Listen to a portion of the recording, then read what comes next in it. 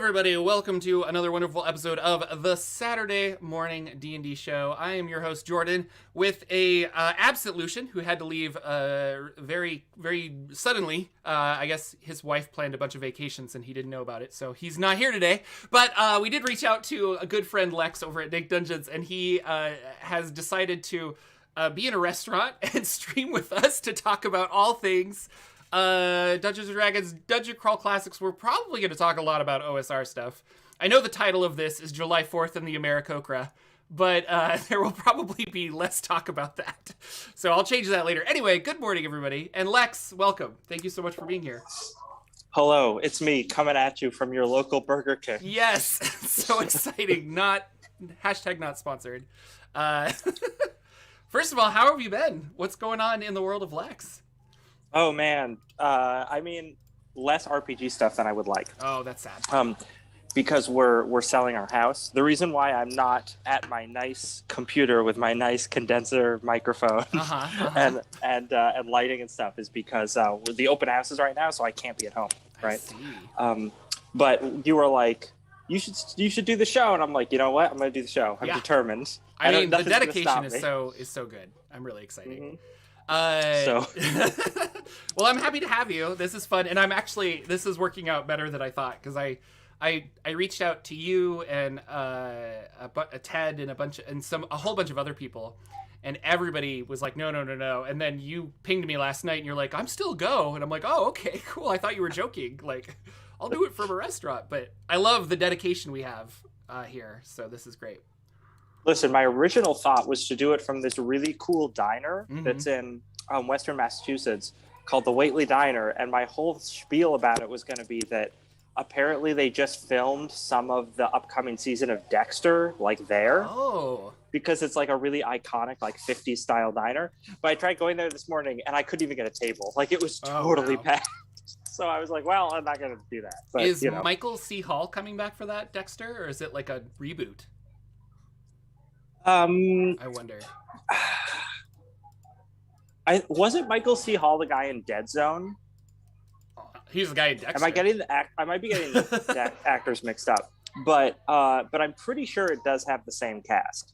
It's just not set in Florida, I guess, because it was filming in Western Massachusetts. And you don't get too different than Florida than that, right? That was a weird show because it really kicked off super well and then ended terribly. Well, it went on for like 9 seasons. Yeah, it went on for too long. You could have ended it after like season 5. It would have been fine. Yeah. But it got real boring. Yeah. I don't know. That's the problem, I guess, with like popular shows and stuff. So, but yeah, welcome. So, basically, Lex is my introduction to the OSR and Dungeon Crawl Classics and all things that are like underlying D&D fun.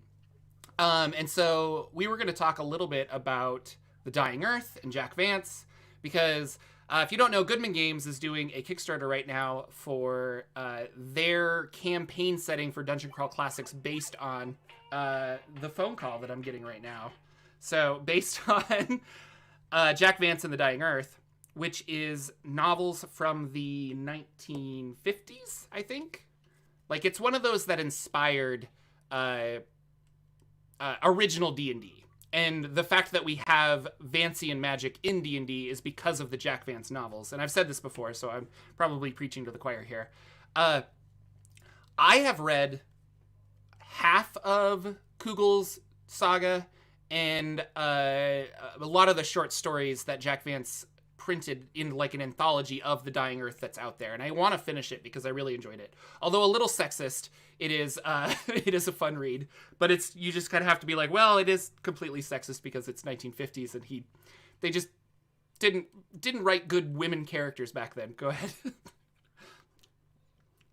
So yeah, no, you're totally right about the sexism angle. There are literally women that are created to be companions for male characters in that series, which is not great. But there are some really interesting things, especially that those original stories say about mental illness, that I think are actually extremely forward-thinking. There's, I always forget, like there's a character whose name is Tissace and a character whose name is Tisane. Yes. And they're like kind of clones of each other. So I never remember they're almost which identical, I think. Yeah. Except one had a malfunction in the vatting process when they were being Yeah. Yeah, so they're both female characters. They're both basically identical, but one of them had that they were created wrong, so that there's an imbalance in their brain, so that everything they see they perceive as ugly and horrible, and thus are like lash out at stuff and like don't want to be around people and stuff and everything. And I just thought, wow, this is actually a very interesting sort of allegory for mental illness, especially then later on that character shows back up in a story later on in the same book, and it's like about their journey and like not getting rid of their mental condition, but learning to live with it and adapt to it and still see beauty in the world. So it's actually like really positive and like nice. So I'm looking at the characters now because I remember that story, but Turjan is the wizard, and he's created these clones or these people. And there's another rival wizard that's like, I want to know. They always talk about the vats. He's like, I want to know your like vatting process, and Turjan is like, I'm not going to tell you. Like, I'm not going to give away my magical secrets. But then there are these two women, and one of them, Teseus, is literally, it says here, literally incapable of being pleased with anything or anyone, and reacts with disgust to the sight, sound of everything she perceives. So like the world to her is just an ugly, dark place, and she's very violent and like attacks a lot of people. And I guess, I don't know, it's a short story, so I'm not spoiling a whole bunch, but doesn't she kill the good clone of her? Am I remembering that correctly? I think she attempts to. I don't think she it's like an accident or something, but it's one of those things. And then she gets put on a journey of like, and he's like apologizes. It's like, you're in a bad situation because of the vatting process or whatever, but like you can go forth and maybe you'll find a way to find true beauty in the world, because everything just is awful to her and she thinks everyone's out to get her. And I never really put that together for like an allegory for mental illness, but it's really true. And she's like learning to live with it and recognizes that there's something wrong with her in the sense of like, a mental illness, or even like you I don't know, you have an allergy or you have diabetes, like you learn how to live with this going forward. Her story is really cool now that I remember that. I think go ahead. I think she ends up meeting up with this guy who's been cursed. I forget his name, but he's been cursed by like a witch, so that his face has been swapped with like the face of a demon or something.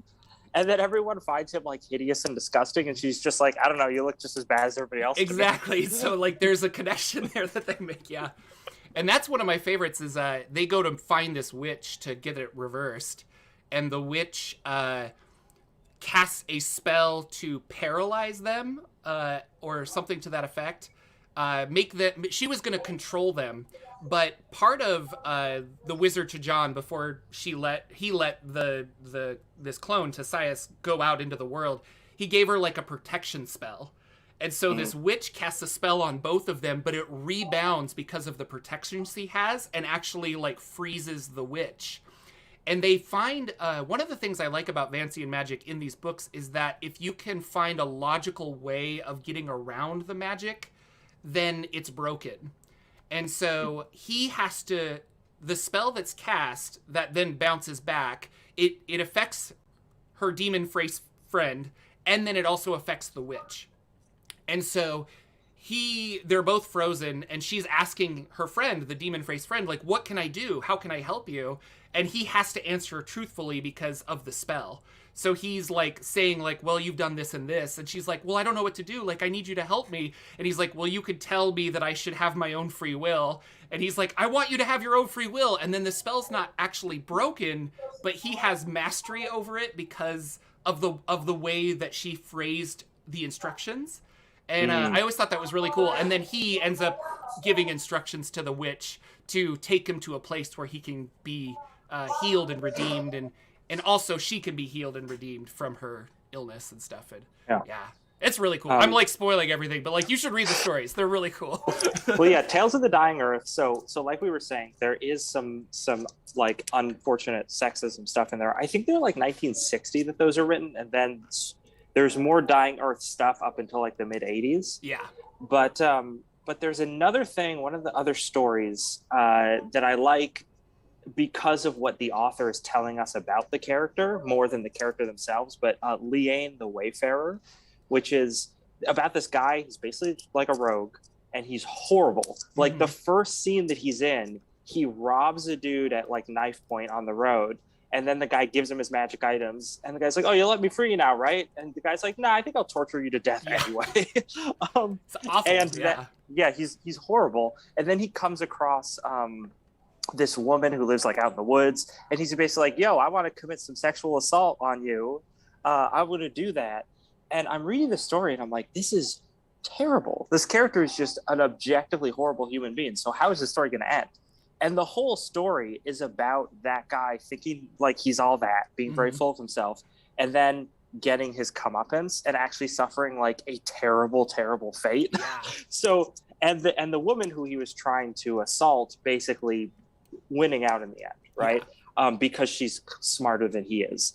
And I was like, okay, so I like this story because Vance as an author is telling us like, here's a despicable person and I'm going to give them their just desserts and have the people who are maligned in the story end up win out. Yeah. Right. So I kind of appreciated that just as kind of a good, like kind of revenge story. Yeah. Right. It's just weird because it sets it up like Liane is the main character. So as the reader throughout like the first part of the story, you're like, am I supposed to be rooting for this guy? Because he's awful. But that I appreciate about Vance's writing. Have you read the Kugel stuff though? I haven't read the cool stuff. Okay. I've started on Rialto or how do you pronounce any of the names of these stories? Who knows? I mean, you're talking to the guy. Like, I have more comments on my videos of like, you're pronouncing this wrong, and like, what is wrong with your pronunciations? And I've got a silent PH in my name. Nobody understands. It's awful. But I'm gonna say Rialto the Marvelous. I've started in on that, and I actually have a quote from that I want to read later when we talk about fancy and magic and what that means to other things. Oh yeah, okay. I'm looking at the characters. I remember him now because he is he's one of the main wizards of this whole thing. No, so you talk about characters that you are like, am I supposed to be rooting for this guy? And Kugel is exactly that. He's a thief, kind of scoundrel guy who gets into a bunch of mischief, and his entire story I thought was so cool because it's like watching a train wreck. You're just like, I can't really look away, but I'm entertained. But am I entertained for the right way? And he's also just a selfish, terrible person. But his whole story kind of comes full circle too. And the ending to that was just like chef's kiss. I was like, this is the best way to end his. And he's got more stories apparently after that. I just haven't read it, but the ones that I read, I really liked. But no, the world is really interesting. And one of the things I wanted to talk about with his story is like that same using magic or using logic to go around certain magics. And he gets into a problem where he gets cursed. And I wish I should have brought this up, but we kind of planned this last minute, so I didn't have time to think about it. But he gets cursed, and then he gets another curse that kind of counters that. And so in his mind, he's like, okay, well, I'm gonna die a quick, painless death, but this one says that I'm gonna die like a really long, painful death. So I think they just like cancel each other out, and I'm gonna have like an average, nice life. And he's like, oh, it's a wash, and he kind of just walks away. And I was like, that's so funny. There's a podcast I've been listening to it's from the Goodman Games people, and it's Appendix N. And they've just been going through some of the older stuff, and their Jack Vance Kugel story podcast was really fun to listen to. So in this Dungeon Crawl Classics Dying Earth, they're going to have some new classes, and I guess they're reworking magic. But one thing I wanted to say is not the last one, but I think their last Kickstarter was Lankmar. But I was looking at their Peril of the Purple Planet Kickstarter, and everyone was like, this was the most successful Kickstarter Goodman Games has ever had. It's so cool. Blew it out of the water, and it's at like, it finished at $68,000. And this one is already in the like $120,000, and it's only been like week one. And so I've been really impressed with it, and they've got a lot of cool stretch goals, so. Well, it's just, I think over the last few years, RPGs in general have had like a really good time on Kickstarter, and maybe Zine Quest kind of contributed to this a little bit. But you have like, obviously, Matt Colville's Strongholds and Followers was a big breakout hit, and the Critical Role animated series was a big breakout hit. But even other games and game supplements like Into the Motherlands was, I think, 360K, something like that. And the as many viewers of your show will know, the Weird Wastelands Kickstarter, which is sitting at like 260, 280K. Doing really well, yeah. So the fact that Dying Earth, Goodman Games Dying Earth, is now at like 220 doesn't surprise me at all. I'm like, oh no, that tracks. That's just, if you're like this level of brand awareness and people understand your work is like this quality, like that's probably what you're gonna get.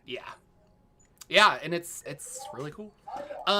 So jumping forward a little bit, we were talking about I was going to ask you some questions about like Ravenloft and the new 5e products and stuff, and to see if they kind of like how you feel about them. But then I think how I want to switch that is like, I've been reading a lot of OSR stuff lately.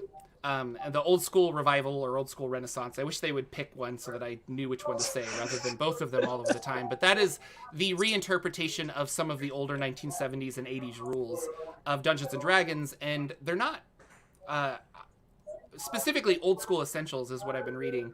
And I was under the mistaken that this is like a retro clone, but you were informing me that it's actually like, no, it's just kind of like a cleanup of the original rules. Like if you want to play original D&D, like BX D&D or AD&D, this is the best way to get into it because they've cleaned up the rules so much. Like I have the rules cyclopedia, but it is just kind of all over the place, and it's almost a little better to have these nice compact books of so I mean, Necrotic Gnome. Go ahead. Oh, okay. Go ahead. Sorry. No, it's okay. I was gonna say Necrotic Gnome has been putting it out, and they've been doing a really good job.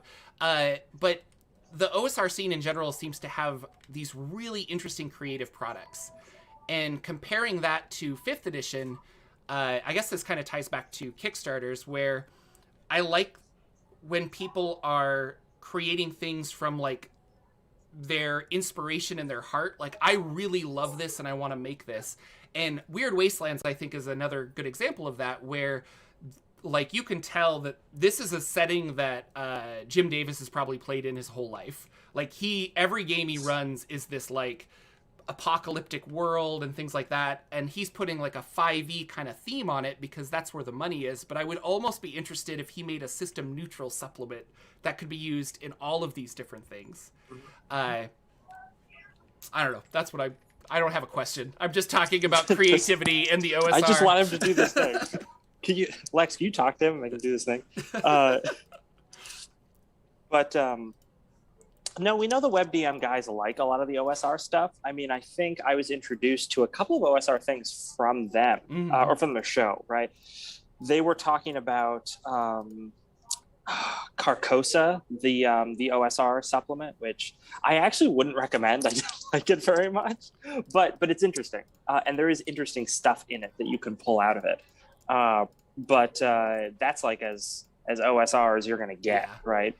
So they're clearly very influenced by it, and that's cool. But yeah, I think you're right in that they're probably seeing that D&D 5e has that, like 80 or 90% market share or something. It's like insane. They completely dominate the market. I really wonder what's going to happen if there is a 6th edition that comes out, which I mean, I think eventually there will be because everyone's going to refine the rules and stuff like that. But if a new version of D&D comes out, like 4th edition, that doesn't have the open game license, like all of these other people that are, I guess you'll always have 5th edition. And with as popular as 5th edition is, you could always make stuff for 5th edition, even though Wizards of the Coast is supporting only 6th edition. But it makes me wonder. Well, that's what's funny. I actually should have brought that up as a topic because that was that's a really fun idea, right? Just to play out. Not that I actually want that to happen. No. Horrible. But hypothetical. As a hypothetical, very interesting. But what we could be seeing, right, if 6th edition comes out and maybe people are like not super into it for whatever reason, in terms of how it's written or how the rules come together, and people want to stick with 5th because that's what they learned on, right? You might have a repeat of what happened when they jumped to 4th because you had all these people who learned on 3rd. And then you have Paizo come in and say, okay, we're going to make Pathfinder. It's just 3.75. Yeah. Right. And really, until 5th edition came out, Pathfinder was pretty much like what the D&D crowd were playing, by and large. Outperformed D&D sales-wise or something. Yeah. And that might be just the sheer... Well, both companies were doing a lot of, like, books, so I don't know. So yeah, I could totally see, probably not Paizo themselves, but a company, Yeah. Maybe Kobold Press. Actually, Kobold Press would be perfectly positioned to do this. If they were like, here's 5.5e if you don't like 6th edition, guys. Yeah. And here's all these monster books and other things that we've already made for it, kind of a thing. That are all compatible, right? Yeah. Yep. So I could see something like that happening. I really don't want them to get rid of the OGL, because without the OGL, so for those who don't know, OGL, Open Game License, it's how third-party publishers get to make D&D stuff. It's basically, Kobold Press, they get to exist because there's the OGL. The Weird Wastelands thing gets to exist because of the OGL. Matt Colville's book, all of that stuff. Yeah, because of all the that stuff. Open Game License. Because of the OGL. And there's a lot of thoughts, because WotC is owned by Hasbro, and Hasbro is kind of a heartless corporation, right? There are some assumptions and some rumors flying around that they might ditch the OGL for 6th edition, so you wouldn't be able to get third-party licensed products. And the theory behind why they might do that is because then WotC can control the entire D&D ecosystem. Yeah. So they can be like, here's the DMs Guild. If you want to publish anything for our game, we have to get a cut, and it has to be on our platform, which means we have to approve it, right? So they can completely control not only their IP, but the entire game. And if you're a big corporation, I get why that's appealing to you. Yeah. Because you're like, we get a cut of all, and even Wizards of the Coast, I think they value the OGL a lot because they see what it does for the community. Like, oh my gosh, this Kickstarter made so much money. We're going to sell more books because that guy made this book and got another person to be a DM or something, I think they very much see that we need to invest in this community, like the people that work for Wizards of the Coast. But I look at Hasbro, and their whole gimmick is, I own an intellectual property. I'm going to license you. I own G.I. Joe. I'm going to license it to the movies to make a G.I. Joe movie. And I own this, and I'm going to license it to you to make movies. So when they see $1 million Kickstarter, there's like, well, where's our 15%? Exactly. And that's why I think Hasbro has that mentality. Whereas the employees that work on D&D, I think they very much understand the value in it. But Hasbro as a company, Yeah, to be clear, Chris Perkins and Jeremy Crawford, I think, probably are not thinking this way, but I think, I don't know his name, but the CEO of Hasbro is probably the one who's thinking this, right? But for those who are grognards, right, or just to play D&D back in the day, you may remember these kind of business practices from TSR, because their whole thing was they didn't have anything like the OGL, and they would pursue lawsuits at the drop of a hat. Yeah. They did not want anyone making anything that was like D&D. And those were dark times, right, for that game specifically. Though not the hobby overall, because a lot of interesting games grew out of people not being able to do D&D stuff in the 90s. But yeah, and I just don't want to see a return to that, because that sucks. Yeah. But that's the thing is, if I'm not mistaken, I don't think they can revoke that. So, if the OGL if they've published an OGL, you'll always be able to use that, which is how Dungeon Crawl Classics came about, and Pathfinder, and a lot of these, they took the 3.5, and they were like, we can do this. And you have Necrotic Gnome with the OSE, where they're just cleaning up the rules and making old school essentials. And so they can't retroactively revoke stuff for past editions. I mean, maybe they could try, but legal precedent says you can't copyright rules mechanics. Right. So you can't they copyright probably a dice roll. But going forward, could they try to write 6th edition in such a way that they can copyright it? Yeah, they could totally do that. Yeah. So yeah, it's hopefully that won't happen. Fingers crossed. But it's one of the possible timelines we might be looking at. Are you a variant? I thought. Dude, Loki is so good. It's so good. It's so good. It's so good. It gets me thinking. Okay, I'm not going to talk so much about Loki, but speaking of which, I need to send you a meme when we're done with this, because I have this Loki meme that I'm like, have you seen the latest episode? I need to send you this meme. But I think a lot about campaign endings and beginnings. And it would be so fun to me if, like, you kill the lich. You guys are, like, level 12 or whatever, and you destroy this lich, and you've saved the day, and then all of a sudden a portal opens and someone steps through wearing a police uniform, and they're just like, no, you're not allowed. And they, like, escort you back over. And you're like, what? And now you're in a completely different plane of existence trying to figure out what's going on. That made me so happy. Like, I was just like, that's what I want to do in a campaign. I think that's so cool. And in a way, I got to do that with Rod of Seven Parts, where it's like you guys are bouncing around, and then you wind up back in Sigil, and you're like, oh, okay.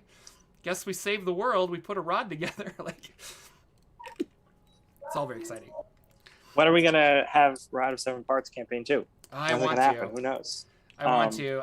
We need to figure out a time to do that, because I've been reading. Well, I've always enjoyed reading older stuff, adventures and what have you, and I've been reading The Great Modron March. And although that campaign is for like levels 2 to 6 or something for AD&D, the cool thing about these old adventures is like the puzzles are always interesting. Like, regardless of what level your character is, really. Like, it's always an interesting puzzle, and all I have to do is just up monster combat. Like, that's fine. Like, oh, you don't fight this, you fight this instead. And I did that with Rod of Seven Parts, because I'm like, I don't know, I want you guys to start at level 5 rather than level 1. And then, yeah. So, I think being in Sigil and having the Great Modron March start, which for those of you who don't know, it's this once every very specific number that is important somehow every year or so, but it's not every year, it's like every like 182.3 years or something.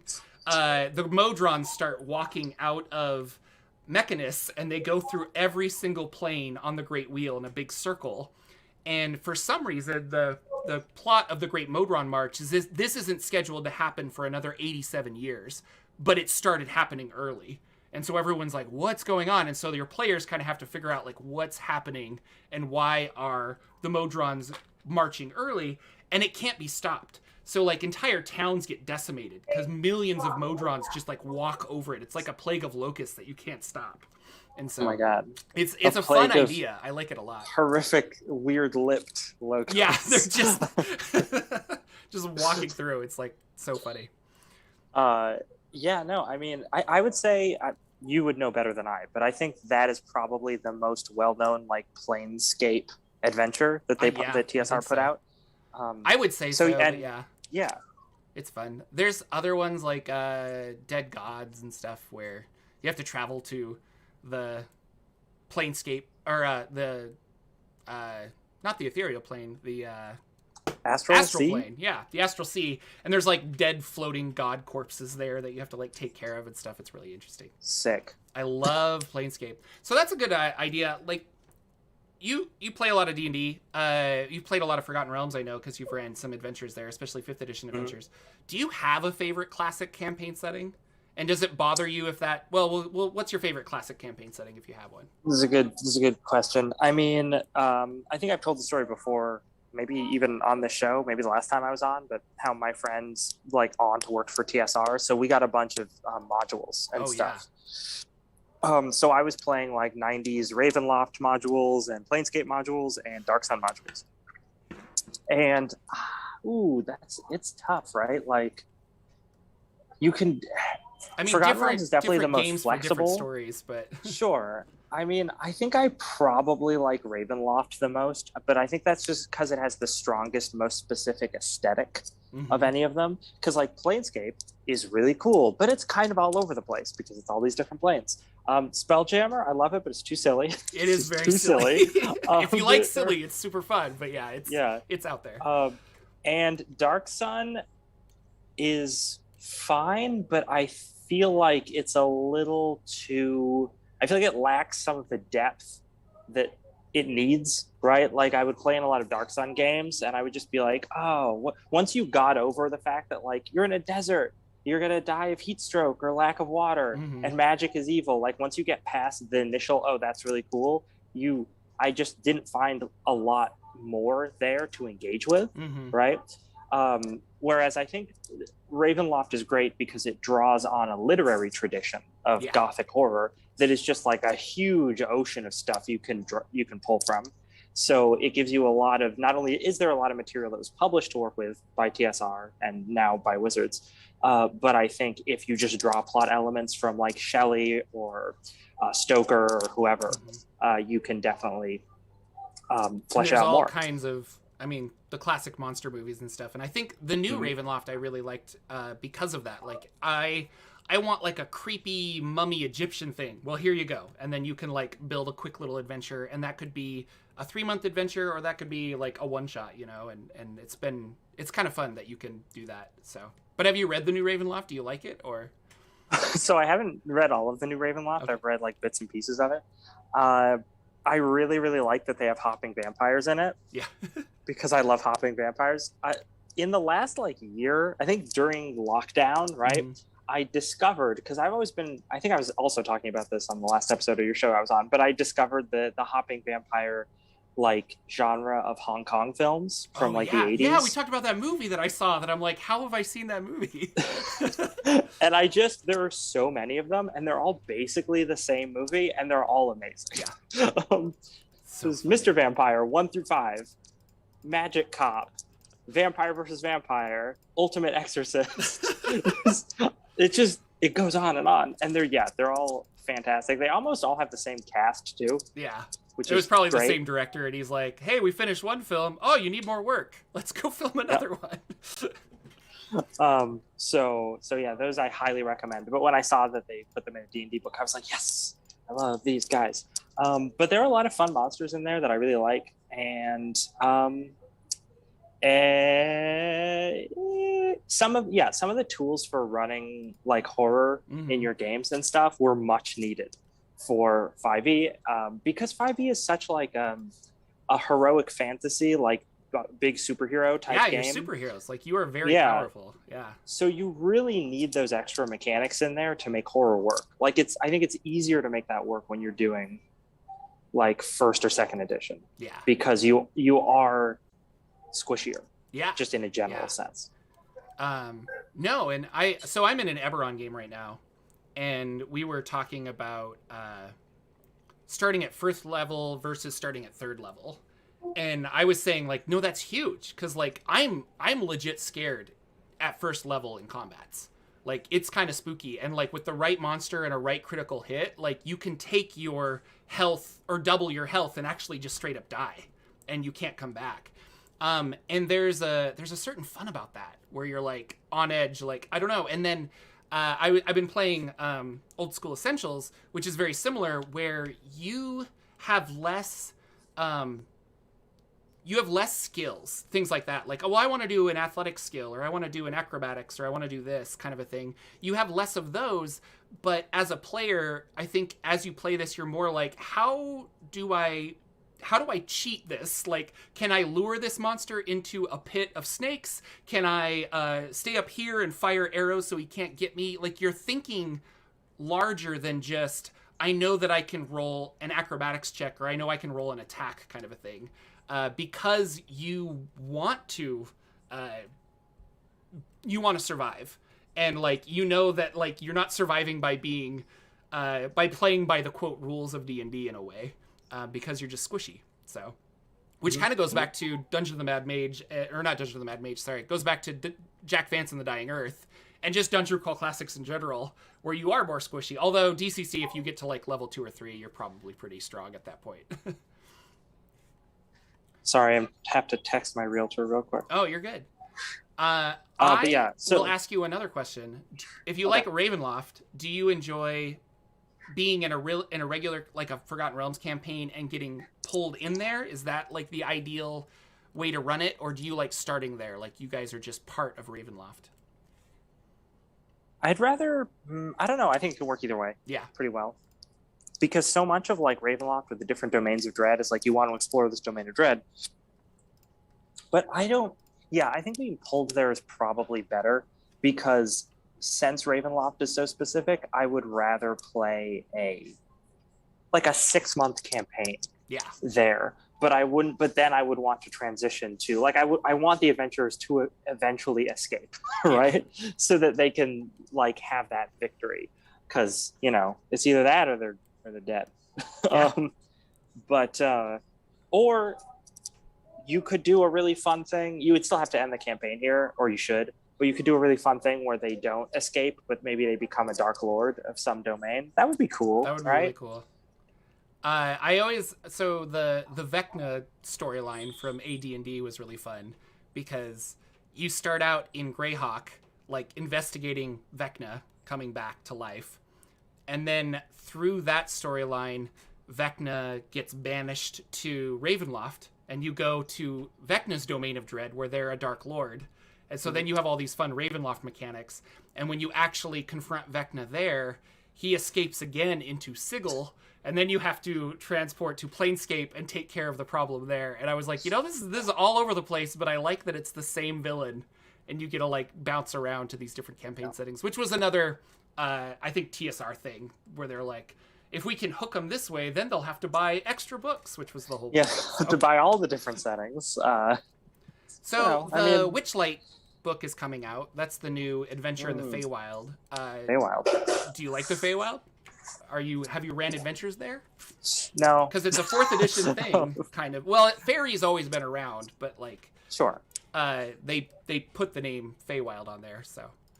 Yeah, no, I have never had any significant interest in the Feywild. I mean, I think the most interest I've ever had with it is, like many people who did theater stuff in high school, I like Midsummer Night's Dream, and how that's basically a Feywild story. Yeah. I think doing like a political intrigue campaign in the Fey court would be very interesting. And actually, Cobalt Press, I believe, published a book that's basically that. I think it's called Fey Court, yeah. Or Knights of the Fey Court or something, yeah. And it's... Yeah. So that I think would be a cool angle to do. And when I heard about Witchlight, I was like, okay. And then I saw that it was like a carnival that's how you like get there. And I was like, whatever. Yeah. Like, it didn't really grab me. I didn't dislike it. And the cover art's really phenomenal that they have for it. But yeah, it didn't really grab me. So I'm probably not going to engage with it too much. I also remember reading that thing that was like they're sort of having the Feywild be like the flip side of Ravenloft. Yeah, the Domains of Delight, right? Yeah, so that's on the back cover, and they're calling it the Domains of Delight, and then we have obviously the Domains of Dread is Ravenloft, and it makes me wonder. In 4th edition, they created the Shadowfell, which is actually Gloomrot and Beyond is a really cool 4E campaign setting for the Shadowfell. And I've ran a little bit of a Shadowfell game, 5th edition game, using that supplement. Because there's a whole city and there's like rules for weird undead creatures that are just in the Shadowfell, and it's kind of fun. But for 5e, I was wondering, are you getting rid of that and you're going to kind of lump Ravenloft in with the Shadowfell as a domain, and now you're going to do the other side of it? I don't know. Because technically the Shadowfell's still in 5e, like it's in the books and stuff, but we've never experienced it, or they don't reference it in adventures and stuff lately. Mm-hmm. That actually brings up a question about the Shadowfell that I have for you. You say that it was created in 4th edition. Remember in 3rd edition when you had the Netherese come back, the Empire of Shade? Yeah. Were they trapped in the Shadowfell, or were they somewhere else? They were in the Plane of Shadow. I'm sorry. How could I get those exactly, yes. So in 3rd edition and earlier, there's the Plane of Shadow, and it's like the dark reflection of our material plane. And the Netherese, I forget the name. It starts with a TH. But their floating enclave saw the destruction because of Karsus's folly of their empire. So they before then they were throwing their trash in there. And I always thought that was really funny because they're just like they'd open up portals to the Plane of Shadow and just like dump trash in there. And it was like, I don't know, it just gets rid of our trash, like it's great. And so then they pulled their whole flying city into the Shadowfell, or to the Plane of Shadow. So when 4th edition came around, they did a lot with in 3rd edition, I think the goddess Shar was in control of the Plane of Shadow. And so you could get shadow magic, which was like, it was like a dark... It was illusion, right? It was mostly illusion, but it's you could be like a dark magic sorcerer or wizard, and you could do the same spells as a regular wizard, but it was always like an illusionary shadow version of it. And then your necrotic powers were like amped to 11 for some reason. So I could cast, if I was a shadow mage casting Animate Dead, it would be more effective than casting it as a regular wizard because of your like connection to the plane of shadow. Shar, this is a history lesson now. So Shar's trying to kill the goddess of magic and become the new, like her shadow weave was going to replace the regular weave, and all magic would then be coordinated through her. And in doing that, she created the Shadowfell. And so the Netherese that were hidden in the plane of shadow are now hidden in the Shadowfell, and they get pulled back to Faerun through their magical portal process. Yeah. And then that's where we get the Shatter Kai are the people that were living there. And in 4th edition, they were humans, but in 5th edition, they made them elves because we have the Eladrin, and they wanted a dark version of Eladrin that live in the Shadowfell. So that's where that came from. Yeah, this is what happens when you ask Jordan the Forgotten Realms question. So there you go. So I didn't know. You're the person I'm going to come to. I didn't know the law. So, but yeah, where were we? What was the topic, though? Oh, what was the topic? Witchlight. Witchlight. The only thing that I was completely like offended by when I was reading the back cover of Witchlight was the fact that it's the Witchlight Carnival and it's run by Mr. Witch and Mr. Light. And I'm like, guys, that's very poor writing. Please don't do that. They need like a full long name that like, oh, but we call him Witch for short. It should have been like Witchtifius something or other. Sure. I just think that having a character whose name is Mr. Witch and a character whose name is Mr. Light, just silly. Too silly for me. Too silly. That's why we don't play Spelljammer with Lex. Too silly. It's too silly. I'm sorry. I can't do it. But no, that otherwise, like, yeah, I think it's actually really cool that 5e is like, hey, the Feywild, it was kind of already a campaign setting, but not one that anyone had fleshed out. We're going to flesh it out. Yeah. And I, give them props for that because they're not just going back to an older one like Ravenloft and fleshing it out. Yeah. Because I know a lot of people keep calling for, them to redo Dark Sun or redo Spelljammer Confirmed or redo something else. And I'm always just like, I don't know, guys. You could really easily convert that old stuff. It already exists. You got it. And we talk about this a lot, actually. I think me and you specifically have had this discussion both on air and off air quite a bit, where like I buy a lot of these older books, and especially Drive Through RPG, they'll print, like I have a print on demand version of Dark Sun, and the lore is still there and all that other stuff. And it's the same thing with the Great Modron March. You have this story. All I have to do is create a few mechanics or something like that to kind of play around with it. But that's also part of the fun for me as a dungeon master. When I ran Rod of Seven Parts, I had a lot of fun with that, converting the power of the rod into 5e game mechanic terms. So that was fun to be like, okay, well, it does this in 2nd edition. I think it should do this in 5th edition kind of a thing. And so that's fun. Yeah, and it's not like I don't like the conversion stuff. Like a lot of the Ravenloft stuff is really good. Yeah. But I'd rather see them taking their hand to something new, which is why I'm actually very excited about the like semi-announced new campaign setting that's happening later on. I'm really curious to see what that's going to be, and why I really liked some of the Magic the Gathering conversions, like specifically Ravnica. I think actually Ravnica is by far the most underrated book that WotC has put out, and probably the most underrated campaign setting for 5th edition. I think there's so much cool stuff that you can do for that, and it is largely ignored. Yeah, so I was watching Sly Flourish. I'm a big fan of him, and he's been doing he's been taking his Twitch streams and condensing them down to like a 20-minute video rather than an hour, where he just highlights the things. And he feels the same way. He's like, these Magic the Gathering books for D&D are great. But he had a good way where he put it, where he said, what if I came up to you, Lex, and I'm like, hey, do you want to play in a new campaign setting? It's all ancient Greek themed. You're going to be like big heroes. The gods walk around. You're going to talk to them. You're going to do all this stuff. We're going to kill a Hydra. And he's like, you talk to people like that, and they're like, oh, that sounds awesome. And you're like, yeah, it's actually a Theros Magic the Gathering campaign. And they're like, oh. And so, like, the minute you say it's Magic the Gathering, they're like, well, I don't play Magic the Gathering. I'm not interested now. And it's like, well, no, who cares? Like, throw it out the window. Like, if you don't play Magic the Gathering, then you certainly don't know these gods. You don't know any of this. Like, just treat it like a new campaign setting. And Ravnica's the same way, where I was like, I was not excited about Ravnica until I got the book for Christmas, because my sister's like, I don't know what to get you. Here, this is D&D related.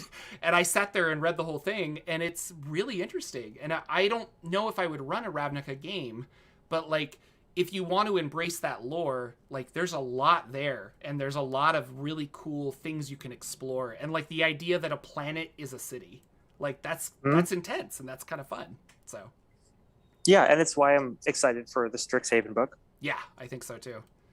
And what we saw with that on our Arcana, where you have subclasses that can be used for multiple different casting classes, was really interesting. Like, that's an interesting sort of rule variant that I hope they explore more. I think that is another one of those things where it feels like they're testing the waters for 6th edition.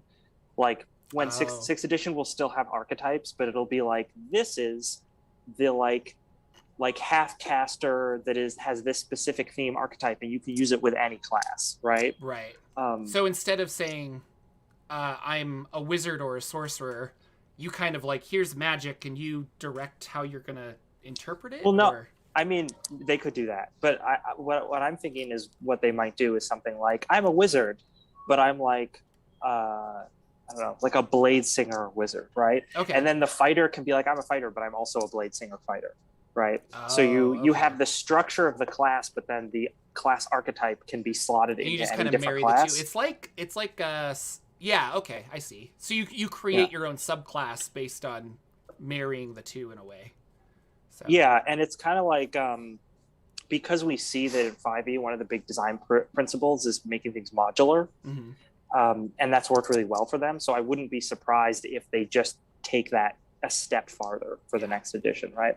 But anyway, the Strixhaven stuff where they are sort of testing the waters with that, I think is good. I mean, I think it's kind of like overpowered. We're definitely seeing a lot of like power creep show up in 5e, which is silly because they haven't even put out that many books. Yeah, it's interesting because, but I was talking to, or I saw Celeste Conowitz. She was making some really interesting tweets where she's saying, like, I don't think we have the same power creep that we had in 3.5. No. But I would feel very sad if it was like a brand new person to D&D who sits down at, say, like, I don't know, even Adventure League, like sits down at Adventure League with just the PHB, and everyone else there is like, well, I've got all these books and I D&D Beyond and all this other stuff, and so they have options up the wazoo, and you're a Beastmaster Ranger from the original PHB, you know, and so you're just gonna not perform as well as some of these other people, but that's also maybe just the learning of the game, you know? I don't know. Yeah, it definitely feels like, I mean, it's probably good that we're getting towards the end of 5e's life cycle in that sense, right? Because it has started to become unbalanced in those ways, and a rules reset will fix that. Yeah. I mean, it's Are you when you run games for 5th edition now, are there do you stop things? Like, before I was like, if it's a published material, you can go ahead and do it and we'll make it work. But lately I want to say, like, hey, I'm going to run I don't know, like, I'm going to run an Eberron game. So I'm like, no tieflings, no this kind of thing. We're going to do I don't know, these subclasses don't really work. So I don't want any like Feywild subclasses and satyrs in my Eberron game. Have you limited stuff like that now with the amount of 5th edition books? I do, actually. I go with the Adventurers League rule. I think that's what it's from, which is Player's Handbook +1. Yeah. Just because I don't want people to mix and match the different splat books, because I think that does start to get a little silly. And it's interesting because I think it was after Tasha's came out. Now I get pushback on that. But prior to that, people were basically like, oh, okay, well, it's going to be Player's Handbook plus Xanathars, right? Yeah. And like, maybe it would be Player's Handbook plus like a race from Volos, maybe, but usually they were just like, oh, I'll use Xanathars. But now that it's like, I have Xanathars and Tasha's, I want to be able to use both of them. I'm like, well, you can only use one. So that would be interesting to do just a PHB plus Tasha's. and there's a lot of spells in Xanathars and stuff that you would not get. Feats, racial feats and stuff. So So yeah, that's so now at this point people are starting to get annoyed with me about it. But I'm like, I'm just trying, you guys, you have plenty of options. Please. The fact that I'm just constraining you makes it more interesting. Just remember that and play the game. Just trying to keep the game balanced, please. Like, I mean, considering the fact that even the stuff from the player's handbook already far outmatches most monsters once you get past like level 5, right? You combine those other books in there. What are you supposed to do? Nathan in chat actually, he was saying, I think they changed it to PHB +2 now because of. Oh, get out of here with that! So come on. I'm just saying. I think you need to reevaluate your. I'm going to contact your players and let them know. It's not that. So. It's not that for me. Listen, my game, my rules. Rock falls. Everyone dies. Everyone dies. But no. I feel like I was going to make another point with this. I don't remember what it was. We're running a little low on time. Oh, yes. What do you want to talk about? I want to talk about the OSR versus 5e, like the dichotomy of that. Because I know you had mentioned that at the top of the show and a little bit before the show. Let's do it. And I thought it was an interesting topic, so I wanted to get on it. But I think you had posited that the OSR has kind of more passion, maybe more creative depth than we see in a lot of 5e stuff. And my theory is that there are two things behind that, right? The first one is kind of that, like, especially if you're a third-party publisher and you want to publish something for 5e, you don't want to go way out in the left field because then you're not making it as accessible to the widest audience. And 5e is a game that's accessible to a wide audience.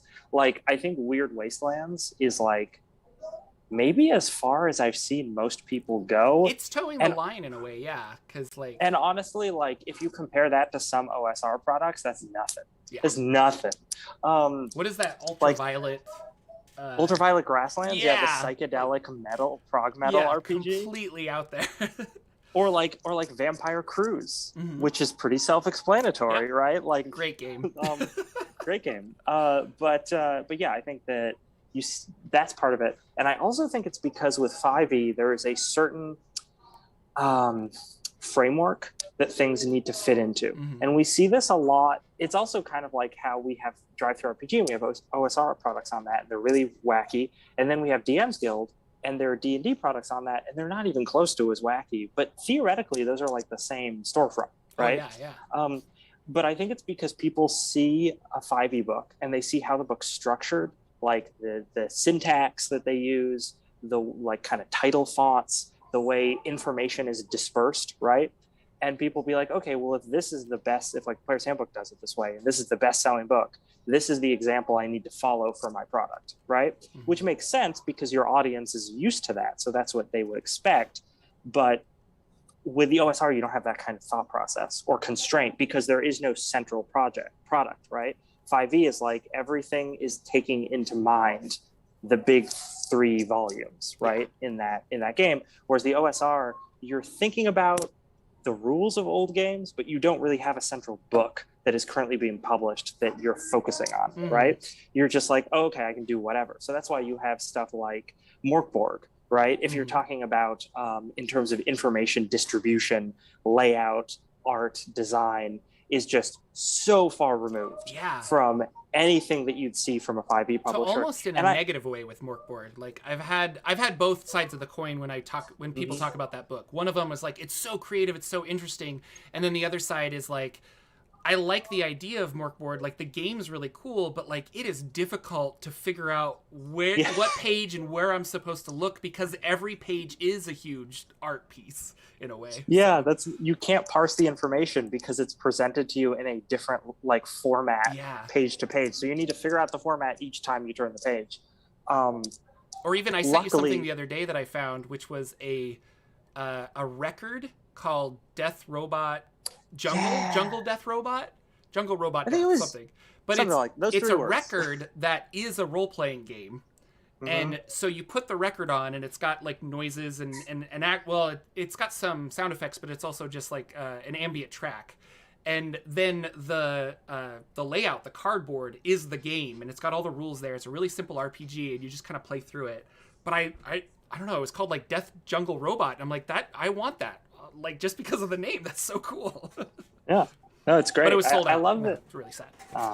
Yeah, no, I love those like slipcovers for and like the fold out covers for albums are always so cool. Yeah. You can like do so much with them. So it's totally cool that they want to do that with RPG. But do you think that ancient 5e constrains you then? Is that kind of what you were touching on in a way?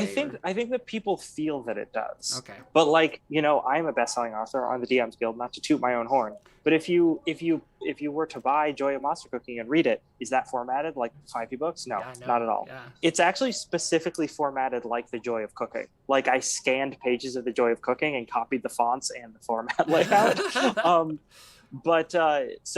So it's formatted in a way that is a proven format that works because another book used it that was very popular, but it's nothing like the 5e layout. And I think that some people don't like that, and maybe some people do.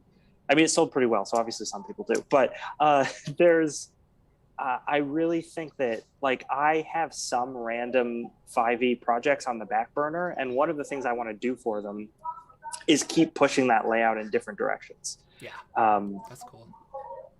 Because like it's cool. Well, I mean, I don't want you to be like, "Hey, this is what I'm working on." I can't. Like, I'm not going to spoil anything. Okay. Partly because all of the pieces aren't in place for it, so I don't want to be like, "This is a project I'm working on," and then like somebody can't do it, and I'm like, I know I said I was working on this, but I'm not anymore. Sorry, because that would make me feel bad.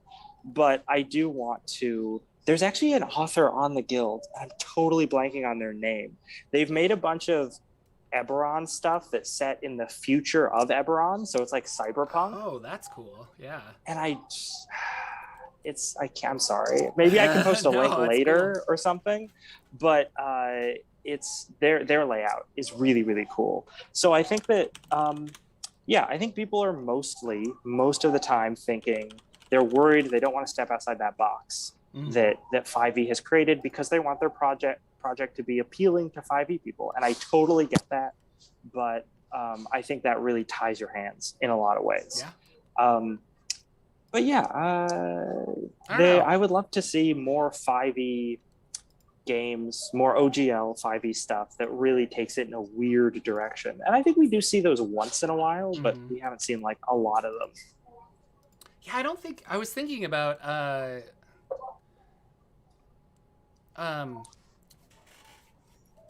campaign settings, and I think I read somewhere that you can't publish your campaign setting on the DMsGuild. You have to go. No, you can't. You have to do that through DriveThruRPG or something because they specifically want you to make their stuff. So it's got to be like a Ravenloft, a Eberron, a Forgotten Realms type of game. Yeah.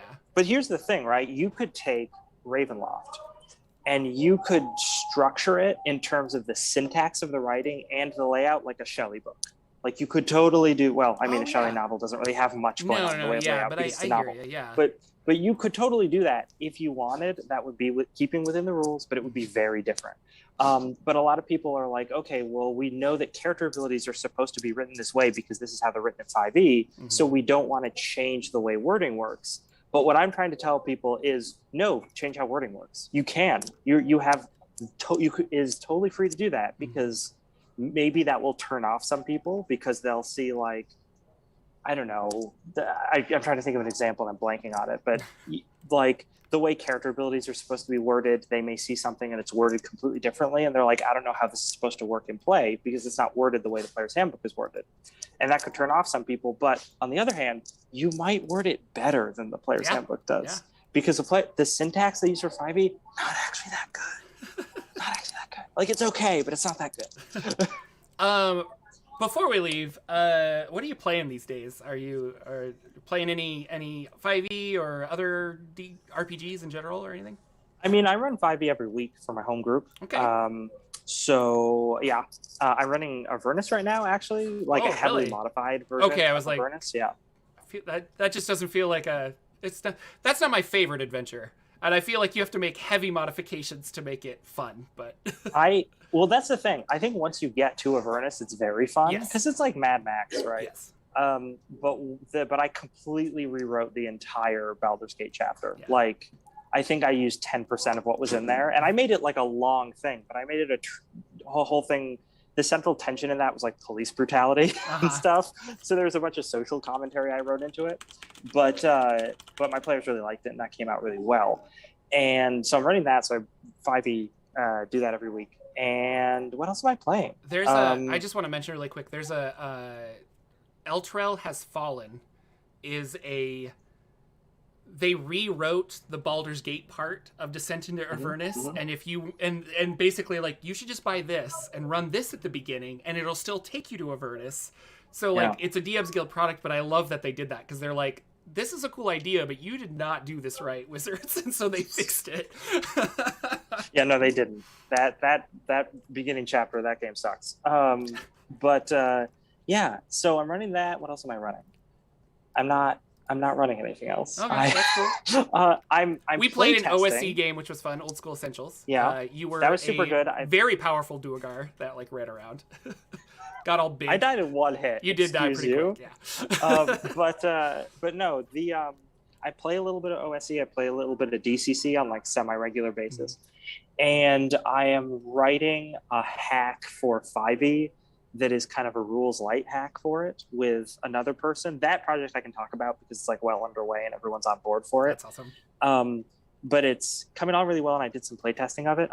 What's done now is character creation has been rewritten for rules light and for like narrative focus. Okay. And I actually have to get you to test it. I think it works really, really well. That'd be fun, yeah. I should send you some of my modular D6 stuff that I've been writing too. You can tell me if it's working. I've only had one playtest and it anyway. Thank you, Lex, so much for coming out. Sitting in a Burger King and talking to me. Always love having you on the show. People can find you at Dink Dungeons. Do you have a website or anything else you need to promote? I don't have a website. I'm just on Twitter. I'm too lazy to make a website, but I'm on Twitter at Dink Dungeons. There's actually a link tree up there which can link you to my DMsGuild creator page, my itch.io creator page, my Bandcamp creator page, and go get a Zag. It's awesome. Go buy Azag. There's one thing I can announce about Azag. If you're a fan of Azag and you're also a fan of physical things like books and cassette tapes, yes, there might be something in the works for a limited physical release of that game with an OSR publisher who I really, really like. They approached me about it. We've been trained back and forth in terms of like the graphics that are going to be used. Nice. And like the pricing structure and everything. So that is like well underway. I think by the end of the summer, that's probably going to be cool. out. That'll be really cool. And available to people. But yeah, check out that stuff for me. And and I also am on Patreon, patreon.com/dankdungeons. And if you're on there, you just get access to like knowing what stuff I'm working on, and you get like the playtest material I'm doing. Mm-hmm. And also just if you're at a high enough tier, you get the non-DMsGuild products that I put out. You just get them, right? So, cool. Yeah. Oh, that's awesome. Well, thank you again for coming out. Again, people in America, happy 4th of July tomorrow. Stay safe. Please don't burn down the country, as where I live is going through a crazy heat wave, and everything is very dry. Including my poor lawn. But go play some games. I'll put some links eventually to the things we talked about in this video / podcast description. Until then, thank you guys so much. Be awesome, have fun, and we'll see you next week. Take care.